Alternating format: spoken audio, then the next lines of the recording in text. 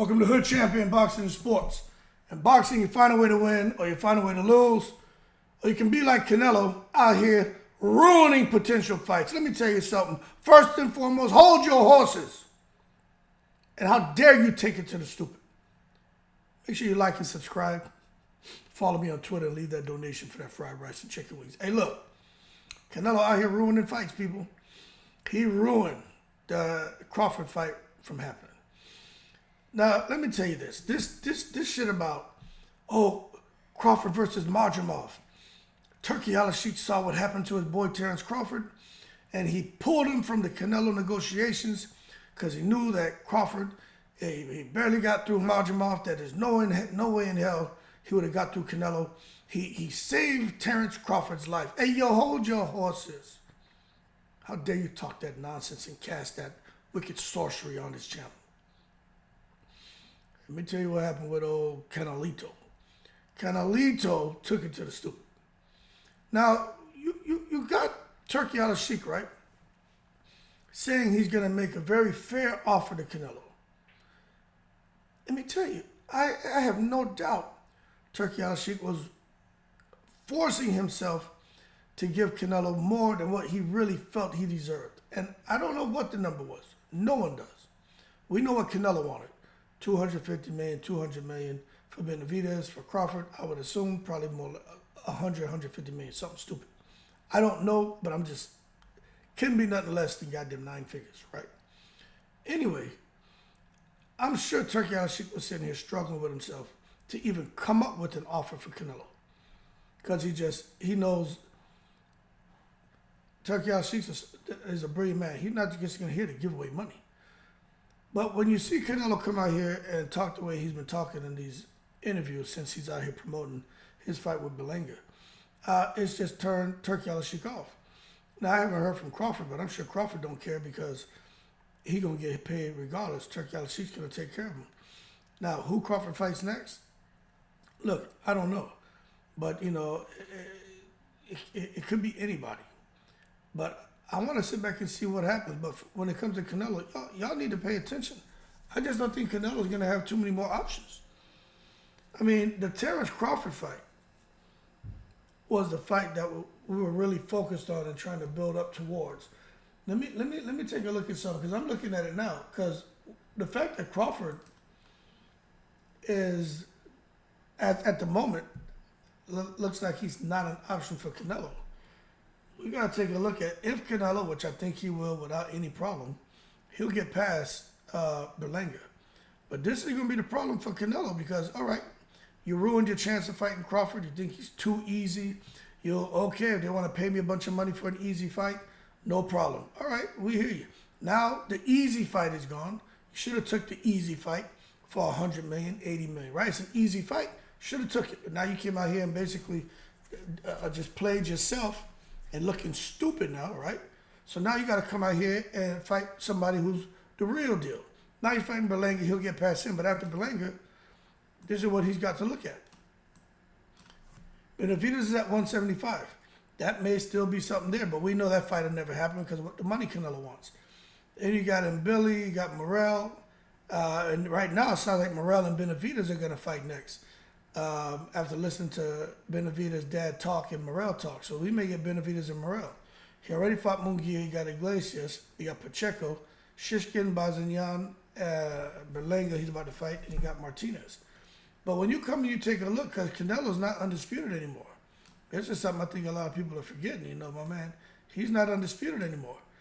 So when you look, he may try to go right into Diego Pacheco after he fights Edgar Berlanga, because he's fulfilling his WBA mandatory by fighting Berlanga, who's ranked number 1. But then look what you got. You got Mbilli, who's ranked number 2 by the WBA. You come and take a look at the WBO, which Canelo still has that belt. You got Diego Pacheco ranked number 1, Bazignan, and then you got Mbilli. The IBF is vacant now. We'll see what they do there. Then for the WBC, you got Canelo, who's the big dog. Benavidez is still there, but then you got Mbilli. So what Canelo's done is he put himself, I think he's created a shit sandwich. And he's got to eat it and he's got to digest it. Because let me tell you something. Pacheco, I think, Canelo should get him. But Pacheco's a big, tall, lanky fighter. and he can fight. But I think Canelo can get him. But Diego Pacheco's got some dog in him. But this shit, the direction it could be going, you see this, I think he'll go after Bazignan before he messes with Mbilli. But this Mbilli GOAT, he is going to be a problem for Canelo. I wouldn't be surprised if Canelo gave up them belts. I'm telling you, because he ruined that Crawford fight just to what? To come out here now and face stiffer competition. He's not going to get Diego Pacheco. They're not going to give any credit for it. That's going to be considered a cherry pick. But that Mbilli, I bet you Crawford won't. I bet you Canelo won't fight Mbilli. I bet you he won't. Benavidez and Mbilli, he ain't fighting them. And the thing is, look at what you got the ranking stack. The WBO, Pacheco, Bazignan, and Mbilli. The IBF is all vacant. Then the WBC, Mbilli, Munguia. Then the WBA is Berlanga, Mbilli. So again, he just put himself out. I just think he got himself sailing down shit creek with no paddle. And it's really starting, that trip down shit creek is really starting to stink. Anyway, we'll see if Canelo's smarter than all of us because he ruined the damn Crawford fight. It's not, nobody out there is scared for Crawford to lose to Canelo. Let me tell you something. Canelo's a bad boy. Canelo can fight. The only thing Canelo has over Terence Crawford, the only thing is maybe power. And it's single shot type power. Canelo ain't throwing those combinations like he used to, people. He's not doing that. High guard, step into you, cutting the ring off, trying to throw the right hand straight or try to bring it behind your glove, around your glove, or come over the top with a triple G type punch. That's it. If you get in close, he'll try to shoot the uppercuts. You know what I'm saying? Canelo ain't that guy, man. Not someone I think who'll get in there and just destroy a guy like Crawford. I just don't think so. I think Crawford's jab controls Canelo. That's just me. Canelo's stiff as a goddamn mannequin these days. So it's like, oh, he bends at the hip, he bends at the waist. Oh, he's north, south, east, and west. Oh, the fuck out of here. Canelo ain't that guy no more. I'm telling you, he ain't that guy no more. And I think Crawford would take him. I do. Now, if Crawford gets stupid, like Munguia, and starts leaning forward and staying, within striking distance, yeah, Crawford may get the Guadalajara, Jalisco Bing Bings put on the Omaha, Nebraskan champ.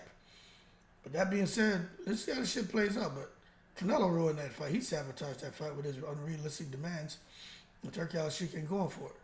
But I think Canelo is at the end of his rope because he just has an uphill battle. After Berlanga, look, what can he do? You know what I'm saying? What can Canelo do? After Berlanga, you got Mbilli. You got Pacheco. Then you got this Bazignan guy. And you got this side Joe guy named that's popping up now. You got a Martinez guy. Then you got Bekter Melakusiev, the Beck bully.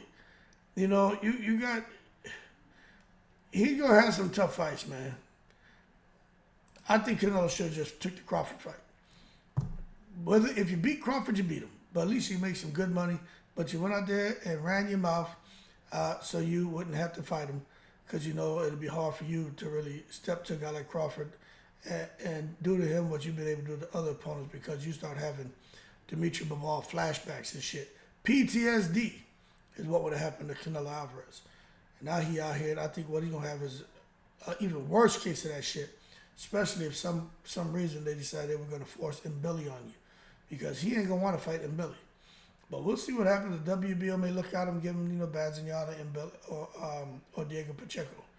But anyway, y'all keep cool. I'm in the breeze, man. Canelo, ain't no way in the world. I just don't think, unless Crawford takes it to the stupid, wakes up that morning on fight day and has a big bowl of dumbass, I don't think Crawford will lose to Canelo. I just think Canelo's he lacks mobility at this point in his career. Just my 2 cents. In the breeze.